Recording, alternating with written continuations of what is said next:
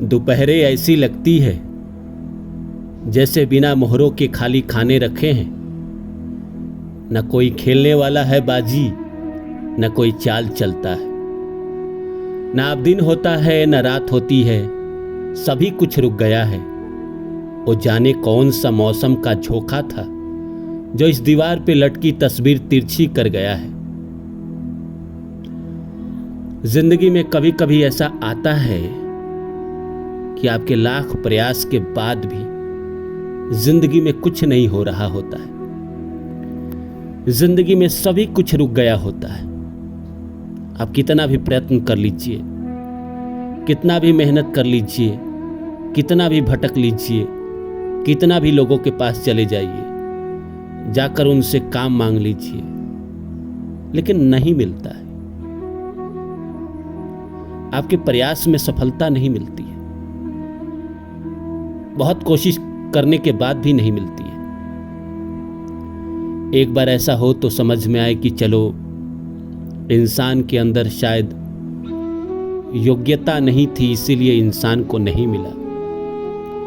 2 बार नहीं मिले, 3 बार नहीं मिले, 4 बार, 5 बार, 10 बार, 25 बार इंसान को अपने ऊपर शक होने लगता है कि ऐसा तो नहीं कि मैं ही फेलियर हूं, मैं ही योग्य नहीं।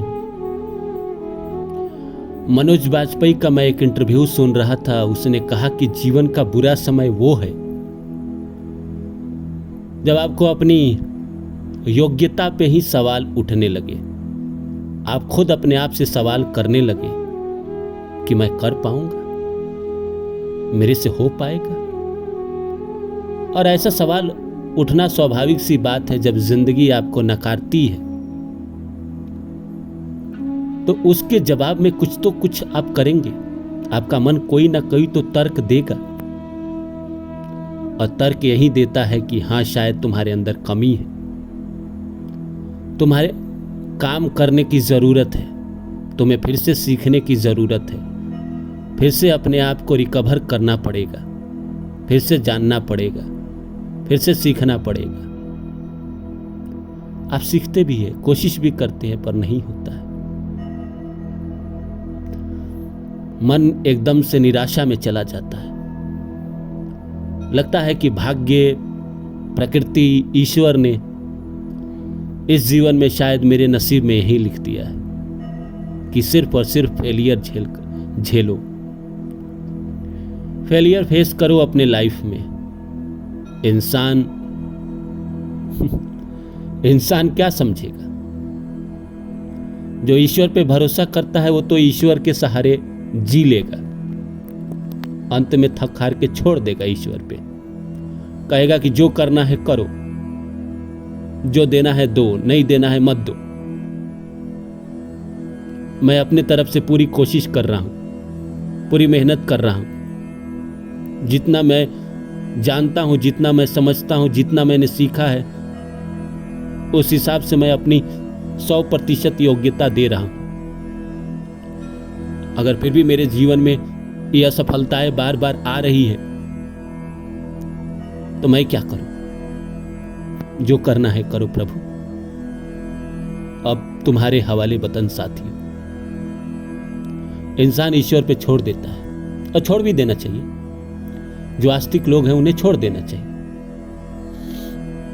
चाणक्य कहते हैं कि जब प्रकृति घटनाओं को विराम देती है तो समझ लेना चाहिए कि आपको तैयारी करने का मौका दे रही है,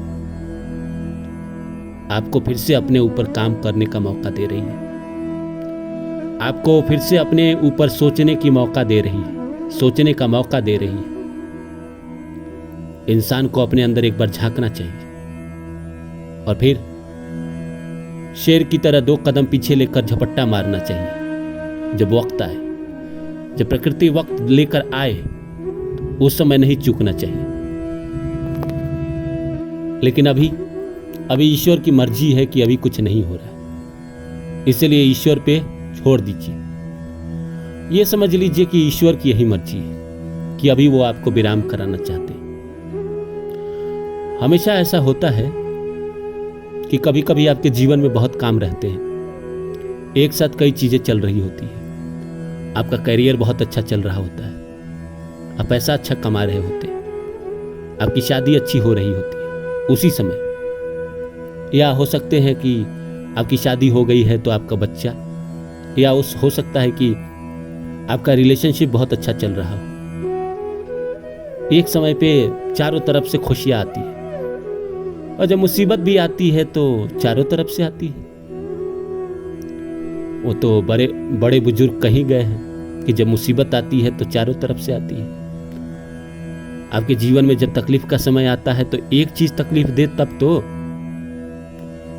आपका हेल्थ सिर्फ तकलीफ दे तो आप झेल लेंगे, लेकिन उसी समय आपको फाइनेंशियल क्राइसिस, रिलेशनशिप का issue, mental issue, health issue, कोई दोस्त साथ खड़ा नहीं रहता है, सब छोड़ के चला जाता है, आप अकेले पड़ जाते हैं।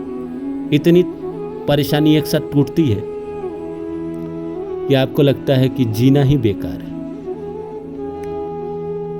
लेकिन किसी तरह आप हिम्मत हारते नहीं हैं, जिंदगी में आगे बढ़ते हैं। और फिर एक समय ऐसा आता है कि आपके जीवन में सब कुछ अच्छा हो रहा होता है, तो प्रकृति है गोल गोल घुमाते रहती है, कभी जिंदगी में अच्छा तो कभी जिंदगी में बुरा। तो बुरा हो ज्यादा तो बेचैन न रहे, शांत बने रहे। वक्त आएगा, आपका भी आएगा। दूसरों को देख के परेशान ना हो कि उसका अच्छा चल रहा है, वो जिंदगी में तरक्की कर रहा है, अभी उसका वक्त है, कल आपका होगा, कल मेरा होगा। वक्त का इंतजार तो करना ही पड़ता है ना। इसके अलावा आप कर क्या सकते हैं बताइए? दूसरा आपके पास कोई ऑप्शन है? ईश्वर के हवाले करने के अलावा, ईश्वर की मर्जी समझकर शांत रहने के अलावा आपके पास कोई दूसरा ऑप्शन है? नहीं है।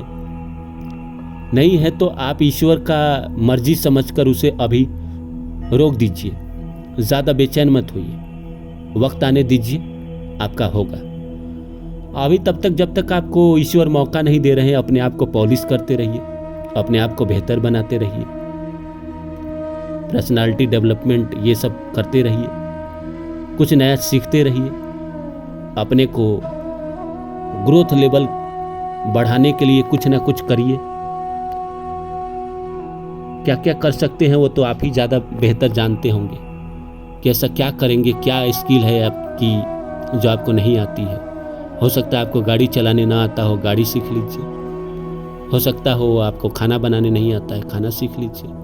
हो सकता है कोई आपको किताब पसंद हो, उसको पढ़ जाइए। हो सकता है कि अभी आपके कुछ नहीं अच्छे हो रहे हैं तो आप कहीं घूमने चले जाइए, कहीं अकेले चले जाइए, जाकर सेल्फ एनालाइज करिए कहाँ मिस हो रहा है, कहाँ चूक रहा है। जब वक्त आएगा, प्रकृति आपको वक्त देगी, उस समय आप जो करेंगे उसी में आपको सफलता मिलेगी। फिर अच्छा समय वो है कि आप जहां बैट ले जाएंगे गेंद वहीं आएगी। गेंद जहां गिरेगी वहां आपको बल्ला लेके जाने की जरूरत नहीं है। अब जहां बल्ला घुमाएंगे वहीं आपका गेंद गिरेगा। तो इस समय का इंतजार करिए अपनी जिंदगी में।